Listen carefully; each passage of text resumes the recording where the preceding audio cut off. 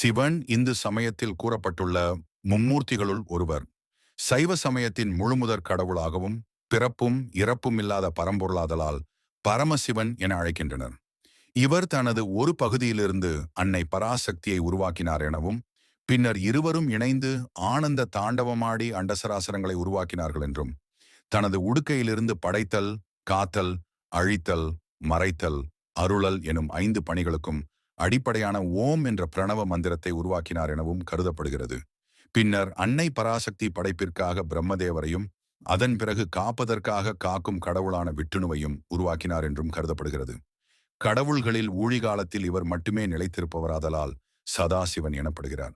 சிவனின் இடப்புறத்திலிருந்து விஷ்ணுவும் வலப்புறத்திலிருந்து பிரம்மரும் உருவானார்கள் என்று திருமாலின் அவதாரங்களில் ஒருவரான வேதவியாசர் கூறுகின்றார். சிவந்தவன் என்றால் தமிழில் சிவந்தவன் என்று பொருள்.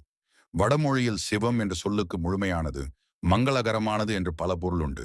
எக்கணமும் யோக நிலையில் ஆழ்ந்திருப்பதால் யோகி என்றும், ஆட்டமா சித்திகளில் வல்லவர் என்பதால் சித்தன் என்றும், சுடுகாட்டில் மனம் பேதலித்து பேய்களுடன் ஆடுபவராக சித்தரிக்கப்படுவதால் பித்தன் எனவும் குணங்களின் அடிப்படையில் அழைக்கப்படுகிறார். சைவ மரபில் சிவம் சக்தி ஆகிய இரண்டும் ஒரு பெருமுழுமையின் ஒன்றிலொன்று இன்றியமையாதா இரு அம்சங்கள். அவற்றை பரசிவம் ஆதிசக்தி என நோக்கும் சைவர்கள் அந்த இரு பேராற்றல்களின் திருவிளையாடல்களாகவே புராண கதைகளை நோக்குகின்றனர். தக்கனின் தவத்தால் அவனுக்கு மகளாக பிறக்கும் ஆதிசக்தி சதி தேவி என்று அறியப்படுகிறாள். தக்கனின் அனுமதியின்றி சதி சிவனை மணந்ததால் வெகுண்ட தக்கன் அவர்களுக்கு அழைப்பு விடுக்காமல் யாகம் செய்கின்றான். அங்கு அழைப்பின்றி வந்த சதி தேவியிடம் தக்கன் ஈசனை இழித்து பேசுவதால் சதி வேள்வி தீயில் வீழ்ந்து மறைய ஆங்காரமுற்ற ஈசனின் திருமுடியிலிருந்து வீரபத்திரர் தோன்றி யாகத்தை அழிக்கிறார். சதியின் உடல் யாக குண்டத்தில் கிடந்ததாகவும் அதை ஆற்றாமையுடன் ஈசன் தூக்கிச் சென்ற போது அவற்றை திருமால் ஆழியால் சிதைக்க அவை வீழ்ந்த இடங்களே சக்தி பீடங்களானதாகவும் இக்கதை செல்கின்றது.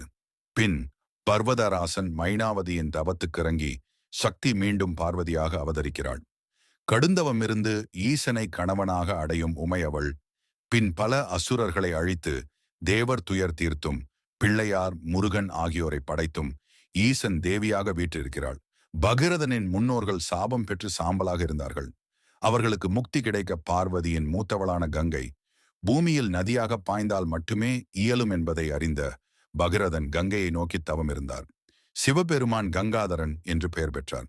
சிவபெருமானது 5 குமாரர்கள் பைரவர், கணபதி, முருகன், வீரபத்திரர், ஐயனார் ஆவர்.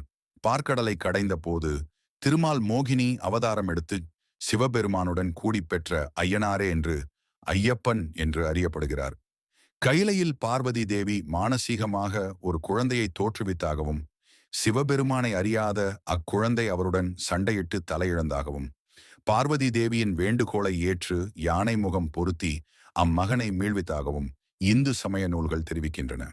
சூரன் என்ற அரக்கனை அழிக்க சிவபெருமான் தனது 6 முகங்களிலுள்ள நெற்றி கண்களிலிருந்து நெருப்பு பொறியை உருவாக்கியதாகவும், அந்த 6 நெருப்பு பொறிகளையும் வாயு பகவான் சரவண பொய்கை எனும் ஆற்றில் விட்டதாகவும், அந்த நெருப்பு பொறிகள் 6 குழந்தைகளாக மாறி அவற்றை கார்த்திகை பெண்டீர் வளர்த்து வந்ததாகவும் இந்து சமய நூல்கள் தெரிவிக்கின்றன.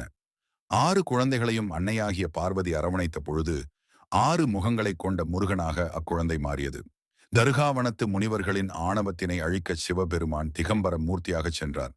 அவருடைய அழகில் முனிவர்களின் மனைவிகள் மயங்க கோபம் கொண்ட முனிவர்கள் தங்களுடைய யாக வலிமையால் புலியை உருவாக்கி அனுப்பினர். சிவபெருமான் அதன் தோலை உரித்து உடுத்திக் கொண்டார். அடுத்து யானையை அனுப்ப அதன் தோலினை ஈசன் போர்த்தார். மழுவினை எய்தனர். அதனை தன்னுடைய ஆயுதங்களில் ஒன்றாக சிவபெருமான் இணைத்துக் கொண்டார். அவை எதுவும் தனக்கு ஒன்றும் செய்யாது வாளா நிற்க அவர் தாருகாவனத்து இருடிகளை தோற்கடித்ததாக அக்கதை சொல்கின்றது. தட்சனின் சாபத்திலிருந்து சந்திரனை காக்க அவனை தலையில் சூடிக்கொண்டதும், காசிபர் கத்ரு தம்பதிகளின் குழந்தைகளான பாம்புகள் மாற்றந்தாய் மகனான கருடனிடமிருந்து தங்களை காத்துக்கொள்ள சிவபெருமானை சரணடைந்த போது அவற்றை அவர் ஆபரணங்களாக தரித்து கொண்டதும், பார்க்கடலை கடையும் பொழுது வாசுகி பாம்பு கக்கிய ஆலகாலத்தினை உண்டு அதன் மூலம் நீலகண்டரானதும் அவர் பெருங்கருணைக்குச் சான்றுகளாகும். சிவபெருமான் அருவம், அருவுருவம், உருவம் என 3 வடிவங்களில் உள்ளார். நன்றி.